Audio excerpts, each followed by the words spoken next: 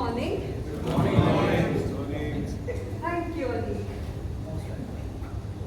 It was 2004, somewhere in the month of February. That's the first time I met Anik in our linkers meet. We were the team mods. Sharon put us on call. I took 30 minutes only to explain my team mod theme. He listened to me patiently and came back with one word document, description or summary of whatever I spoke. I kept wondering, how did he come up with that? It was indeed a wonderful session for us. And the same year, I saw him on the district stage, winning the speech evaluation speech contest. Coming back to this year, 2026 district stage. I walked down the stage. During the lunchtime, I walked towards him. He looks at me. What happened? That was not you. You didn't listen to the question carefully. What were you wondering? That wasn't you. And that was the moment somebody saw that real me, that struggle inside. So that is Anik. He just doesn't be a speaker to evaluate. He sees the layers of that speaker when he or she is on stage. Anik, to you, have you been that person who just distills out information and a speaker, or is this a skill that you developed in Toastmasters? First of all, good morning everyone present, and thank you for having me in a milestone meeting of the club at the 300 session. Now I think I'll start answering your question from where Prashant left in his panel discussion about the fact of critical thinking that Toastmasters installs in us. So long answer short, no, I was not born critical thinker. I was born like any baby who cried for everything. But then what Toastmasters taught me is to look beyond the spoken words, and that is something which I always install in my evaluations, because we all have heard, right, that spoken words constitute a very minor percentage of what you want to communicate or what you want to share. It's your body language, the way you articulate that matters a lot. And specifically, to call everyone's attention to what she just mentioned to that incident, it was Sowmya on stage for her district finals in the table topic contest. And for all those who have been into a table topic contest mode, you will understand that the first few seconds when you hear that topic twice, your face reveals everything. Whether you can speak on that topic, whether your story kitty has connected, you're going to rock the stage or done. That first 5 seconds will tell you that I'm not going to win this. So all that I do is observe the 5 seconds for every speaker when that person listens the topic twice. And Sowmya's facial expressions told me that she's facing a little bit of discomfort with the topic. And trust me, I've been there. I've heard the topic wrong and I've spoken absolute nonsense on stage for 2 minutes, not realizing why the audience is not laughing or connecting with me. So the bottom line is, whenever you hear or listen a speech, I would recommend all of you to do that critical thinking piece as to what is beyond the words. What does that silence mean? How is the eye connect happening? Is the facial expression the same that you notice this person in a different setting? I think that will reveal a lot of stories which are not spoken, and that's what reading between the words would do. So that's what I did that day. So coming to the stage now. 100 to 150 people, I was fine. I didn't even think I just went. But before 500 people, that's when my brain said, darling, you're not doing. You didn't equip me enough. At that point, what happens to your brain when you're standing in front of 500 people? Do you have a pre-stage ritual? Do you have a mantra that you chant? How do you face that audience? Because it's a leap from 25 people in the club to somewhere 50, 150, and suddenly it's 500 to 600. How do you manage that? That's something that I think everyone faces right before they step into the podium for any contest for that matter. And I think you would also have faced those. And I think the most nervous moment for me is that 1 minute of silence. When you have to stand at the end of the podium, you know you're going to be called next. Now, one myth that I want to break or I want to call out clearly is, you will never have a day when your brain will say, today I'm going to be the fearless speakers. I never had that. Any single conflict. Every single time, whether it's 100 people audience or a 500 people or even more, there will be a constant debate between your confident self and that nervousness, those butterflies that you will have. Now, one thing that has helped me evolve is with over a period of time, you will realize that Toastmasters is that platform where when you mention 500 people, they are willing to listen to you. So it's essentially a way of communication through eyes, through that silence of 1 minute, which preps you to tell your story to those 500 people. So whenever you get that opportunity, 5 people or 500, it's a stage given to you to tell your story. And one thing I always tell my mentees or new people who join is that make use of that time and respect the time that the audience is giving to you. So for me, it's 500 people. Say it's an evaluation contest. 3 minutes of my time that they are taking out and listening to me, I'm a privileged person. So use that privilege, speak for the entire duration. And I love the fact when Balram mentioned that he just sees the red card now in table topics. Every table topic speaker I say, they've been given 2 minutes. Respect that time, speak your thoughts. This is the best platform. You get more nervous probably if it was 500 of your leadership at office speaking, but with Toastmasters I would say that everyone wants to listen to you and you have to communicate through that 1 minute of silence and that active listening people are glued to listen to you on stage. That's how I tell myself every single time, guys work with me. Sometimes the nervousness comes, but we'll figure it out as we go ahead. That's something I've also noticed. You are nervous, but the moment you hit the stage and start communicating with the audience, your thoughts start flowing. But there are days it just says that no, it's not my day. And there are days it's okay. And on the best days as well, you had 10 people, you'll not be among the top. And that is not an encouraging moment. Of course, at least for me, I had my biggest support, my club members, and my mentor had to deal with it for a long time. My voice noted wrong. However, you have to deal with it at the end of it, isn't it? You're alone in that. All of us are alone. Some days you're the winner, some days you're runner, some days you're not. How do you tell yourself to get back next year? Because I've seen already 3 years that some people come, they go to the stage, they do something, they put their best efforts. And once they're not in the top 3, we don't see them back. What would your suggestion or how has your journey those ups and downs been? Well, see, if failure had to, benchmark my journey, this is my 10th year in Toastmaster, and I have won the district level only twice, and that too one as a second place winner and once as a winner. So if you would have defined my journey by success and failure, I probably have a subscription of failures. And that's how I think everyone starts. So the bottom line I always tell myself is, success is either the trophy that you land up with, or it's your willingness to participate next year. That is in itself a success. So every time I don't win, as Natasha was mentioning, it's a learning opportunity, right? But the first thing, and I call it out to everyone who is new into fraternity or who is an experienced Toastmaster, it's okay to feel sad. I definitely have felt that. I have been in district platform where I've heard the table topic wrong.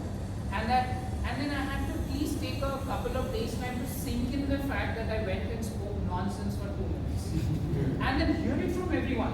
People are like, what were you thinking? You could have done better. Some people will critically evaluate you.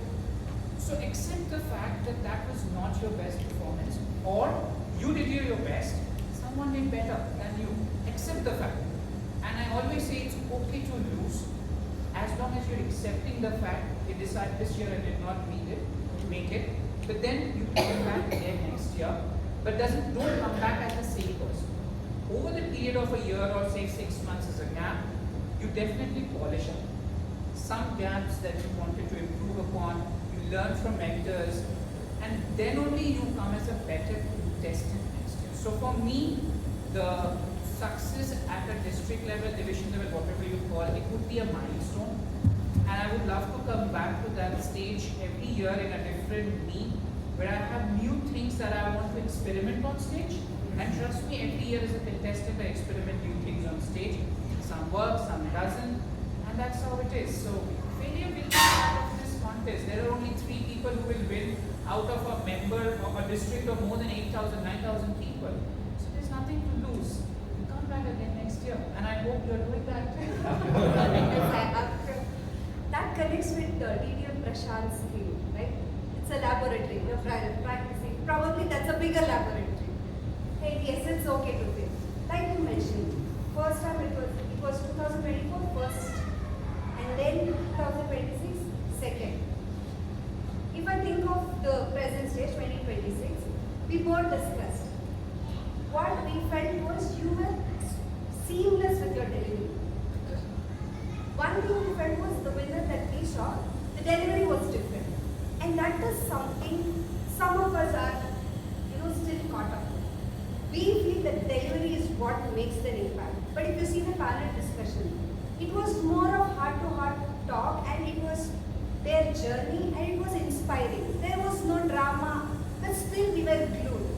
Likewise, you as an evaluator, it was seamless. There are people who struggle with this delivery part, and they hold themselves back, and that hinders their confidence to go to the big stage. Do you have something for them? I would like to separate 2 things. One is delivery. One is too much of theatrics on stage. Delivery, definitely important. And when I was having a conversation with Sowmya before this event, I was telling that, there's a very minor difference, but a very big one, between an evaluation speech contest and a speech evaluation contest. We don't take part in a speech evaluation contest. We take part in an evaluation speech contest, which means your evaluation speech is itself a speech which has all the elements of a prepared speech, which means you should work on your delivery even when you're delivering an evaluation. Your hands, your face, your gestures, your even stage movement. So delivery is important. You stand on a stage and say, okay, your first point was this, second point was this, third point was this. It's just like reading a list of bullets. But when you move across the stage, use your hands, your face, it becomes a speech of 3 minutes. That is definitely a yes.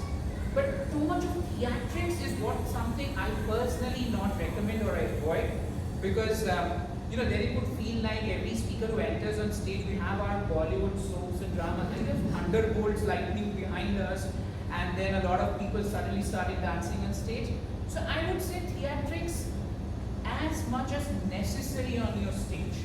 So if your speech demands that you change your voice and speak like a polished person or an actor or a character, do that. That's fair enough. But then if you are in that for the entire 7 to 10 minutes, then there is a difference between a speech and a drama on stage. So for me, I say delivery very important. Because right now also, now when you're speaking to me, you're not just saying in a very monotone way, sitting and no eye contact. You're still doing that, right? So delivery is very important. But you're not jumping around on the stage and celebrating or, enacting the feeling that you have when you don't. So too much of theatrics, I don't think it's necessary. And again, delivery is a very important part of any speech, whether it's evaluation, table topics, prepared speech, even your TMOD roles, anything that you do. Absolutely. So I understand now that delivery is separate, drama is separate, but then when it comes to evaluation speech contest, delivery matters, right? And drama, probably we can reserve it for international speech contest. To the extent as it requires in your speech. Now, if, for example, your speech, or you see a speaker say changing the clothes 10 times on a stage, then probably the person has to work on the So too much of theatrics definitely is not what I always recommend, as long as it is necessary and adds value to your speech, because you will hear this when a lot of mentors who teach us about storytelling and speech making, is you add props, you add voice modulation, everything, as long as it adds value to your speech. If it's just for the sake of it, that okay, you know someone told me to add props and I add hundreds of props in my speech, then it's going to be as it is as you were a year ago. Yes, that's right. This is balance. Now, speaking of the same balance, I believe that if you are a very good evaluator, you cannot be a great speaker with the drama and everything on the stage. That's my personal thing, because with evaluation, both the places delivery is important. But evaluation, you're intellectualizing the speaker. But when you're on stage, you have to be more expressive, creative, and vulnerable. Somewhere, the vulnerability takes a back seat the moment you intellectualize yourself too much. Do you agree with that point? Or if you agree, how do I navigate that point? I'd like to give this example, as we've heard this in our corporate, that you have the T structure, right? Where you explore the horizontal, then you find your depth. Speech making is also the same. So net we have 4 or 5 formats of a contest. Right? You have the table topics, international speech contest, humorous speech contest, you have tall tales as well. Everything has the basic structure of speech making, as I mentioned, that your delivery is important, your content is important.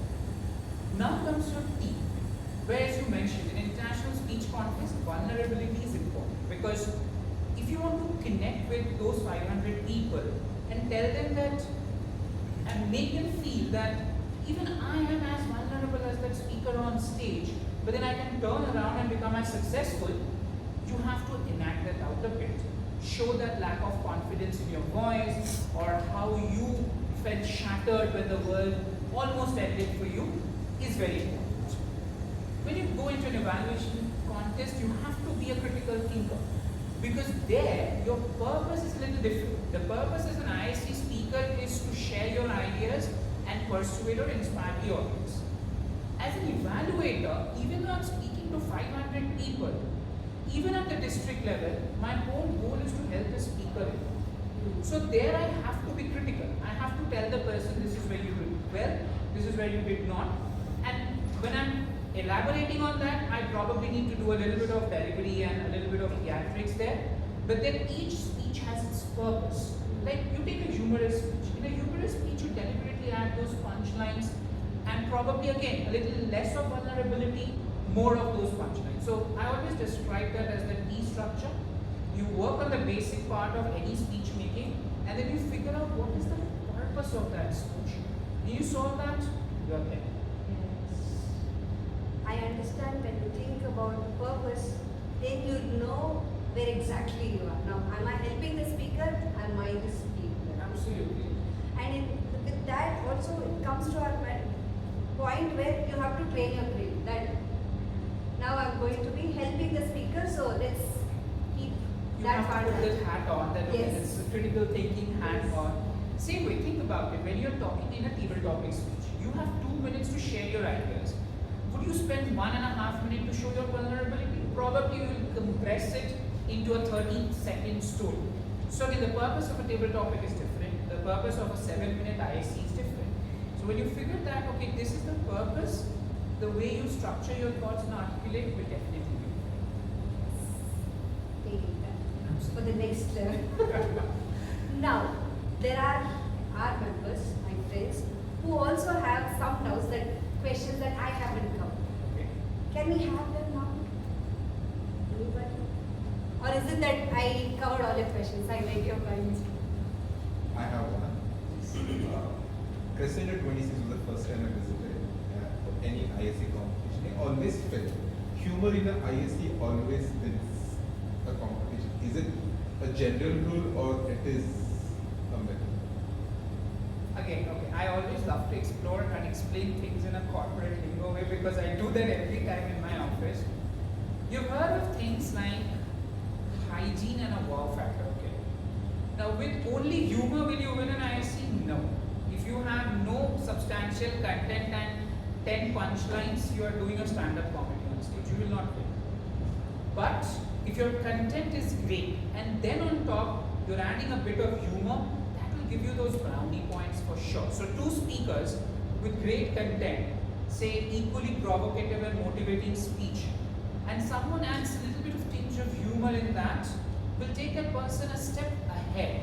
Because humor is something that I feel helps the audience listen to you when they have lost connect, or helps them bring back to your speech when probably they are not paying 100% attention. Because in a 7-minute span, you lose out in the first 30 seconds. The moment you hear a punchline, something like that, it helps you recollect, and then sometimes it stays back. Like, I think a lot of us will take away from this room the pizza story that we heard.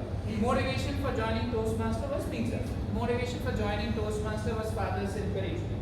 So sometimes humor works, but then it has to be substantiated with content.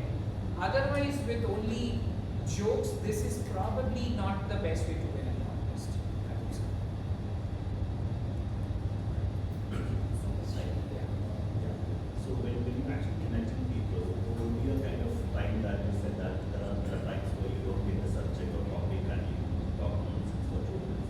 But when you realize that audience is not connected and there is a kind of gap in between, do you kind of, what do you say, Recheck. recheck or kind of connecting people again on the stage? I would say yes, and that is something which Toastmasters have taught. So you will see when you join Toastmaster, when you give your icebreakers and then the subsequent levels, you prepare a speech, and a good speaker narrates or delivers what is prepared, very well constructed, well articulated. But I feel a great speaker is someone who speaks what the audience wants to hear, and that is the end goal of my 7 minutes here. So one thing that Toastmasters have helped me develop over a period of time, and it's not only in speeches. Think about presentations, think about when you're anchoring something, when you're doing the role of an MC, a TMOD. When you realize that, okay, you're losing the connect with the audience, probably you think about, okay, what is this group having in common? It can be in your office setting where probably you're talking about a certain topic and you remember something that happened last year. So that is where it definitely helps when you tweak your content then and there to bring some amount of interaction with the audience, which helps them get back to you. And this will not happen overnight. This is definitely a skill I've seen in a lot of great anchors, a lot of great speakers, TED speakers. That happens over time when you rethink your content a bit on the spot and then you connect with the audience.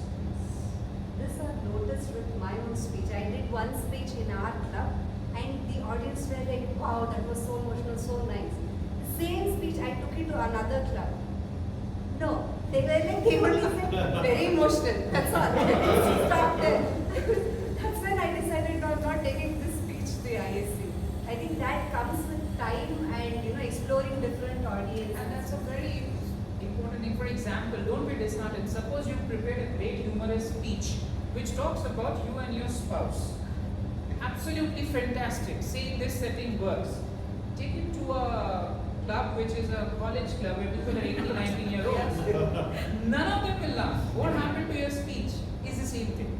So the mark of a great speaker is you can speak what the audience wants to hear.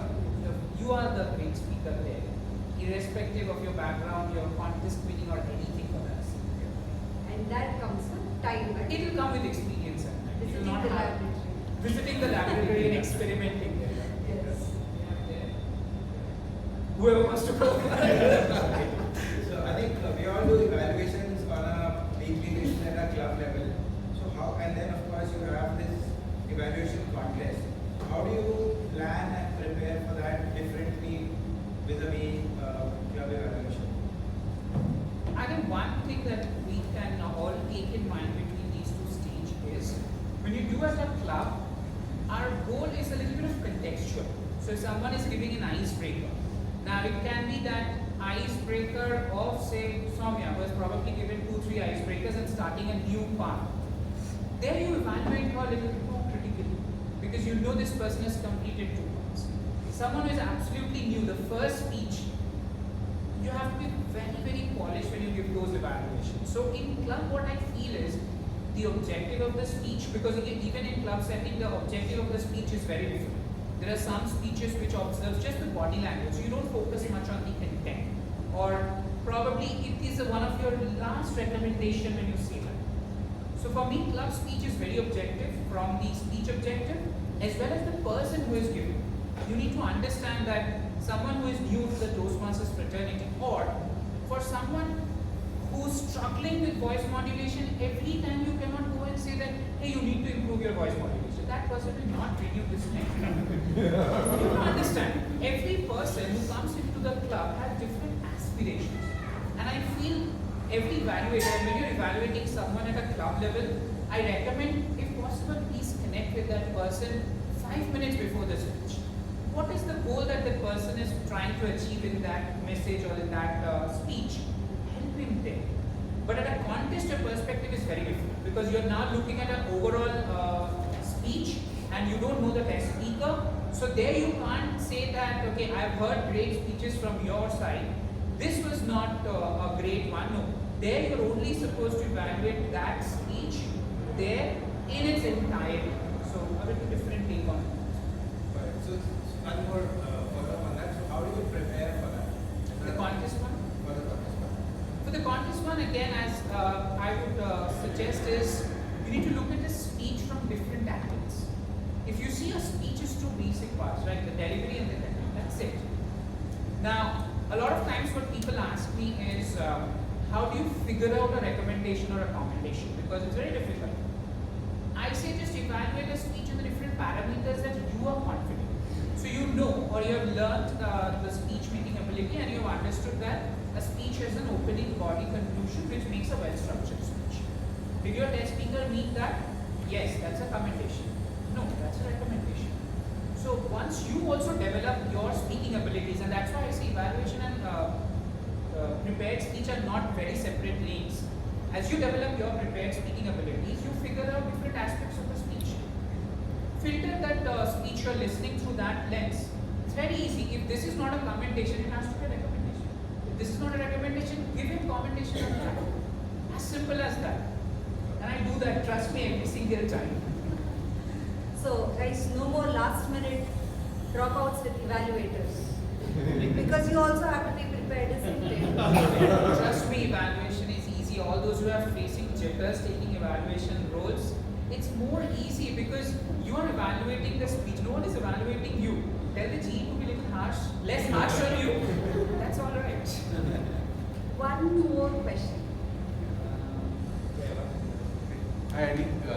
My name is Satyendra. So I happened to witness the contest at Crescendo.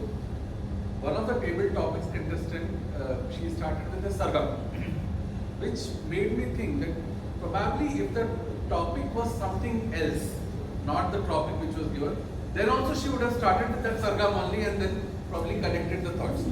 So when you talk about table topics or even evaluations for that sense, I see a more parallel with evaluations than with table topics than a prepared speech, because there is a uncertain element to it. You don't know what the speech is going to be.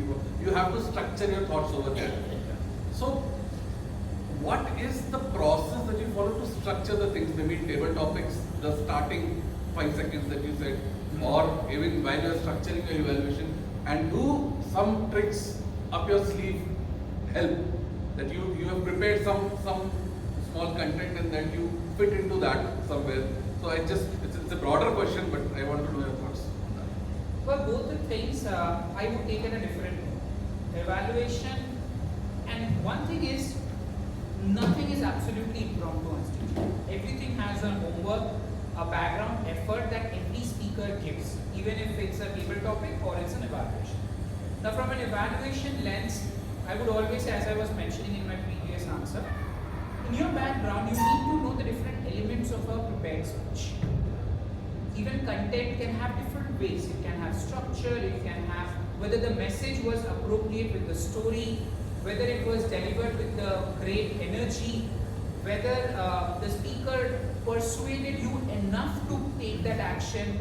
So a lot of things are part of content. Similarly delivery. Whether the vocal variety was there, but whether the character was relevant, or whether the action or a gesture was relevant, or it is not. So that is something you take with your preparation. And when you evaluate the person, you are just putting it in the buckets. As I mentioned, okay, this part of the speech justifies the vocal variation along with the content. So that is how you are mapping them, and that is what usually I do when I am evaluating or listening to that person and then putting down my notes, that mapping the each element to what I have heard. Think about in a table topic as well. We all have our stories, but in those 5 to 10 seconds when you're hearing the topic for the second time, the story bucket should connect with the topic. And that is where the preparation comes. Every table topic winner has a kitty of stories. You go to any table topic speaker, they will have a Word document, an Excel document where the stories are scripted down. And that moment on the stage, you connect the topic with the story.